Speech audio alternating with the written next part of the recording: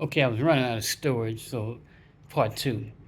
So the more I listen to these cats, the more I understand really that brotherhood thing, that protection, that belonging, that sense of somebodyness, and also kind of being forced into a situation because of, can't walk the street without being attacked. You know, for a lot of them, that's the way it sounded. But here's the thing that gets me. It's the controversial part that may get some pushback on. I really don't care. Um, I I've been going back and forth to Ghana since 2003, and I used to ask people. I've asked a number of people there, older people, my age or older, through the years. So what was Africa like before the European came? You know, I asked people there, what was it like in Ghana before the European, the slavers, the colonizers, whatever, before white folks came? And you'd be surprised what I'm getting ready to say. Maybe you will, maybe you won't. A number of them, the ones that told me anything, and I didn't ask a lot of people, but I asked a few people, they said it was like this. This neighborhood would be fighting with that neighborhood, and when they didn't say neighborhood, sections of the city. Okay, we in Accra, so Accra's fighting, battling with a Kaswa or with Achimota, and what's the some Kokolimle maybe is at war with Asalam Da, you know.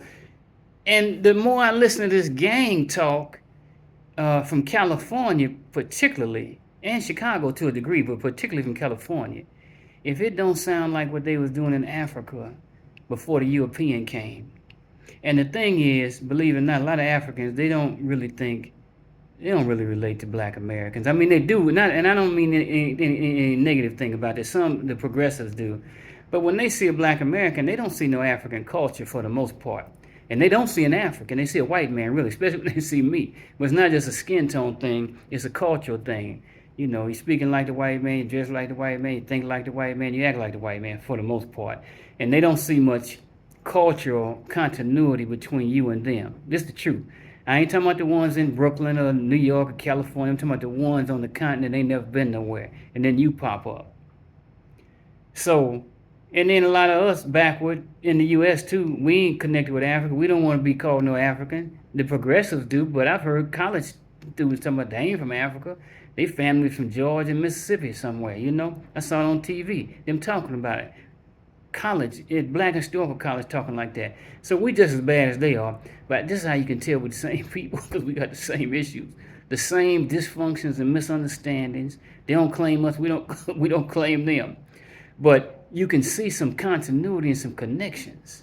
The way they hoop and holler and act crazy in the churches in America and the same thing in Africa. That's just one thing I saw on PBS years ago, 20, 30 years ago.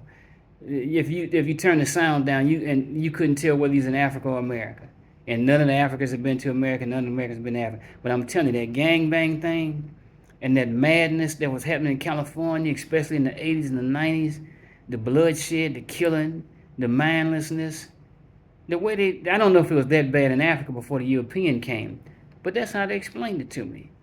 This neighborhood, they didn't say neighborhood, this section of the city will be fighting with sound like Bloods and Crips to me.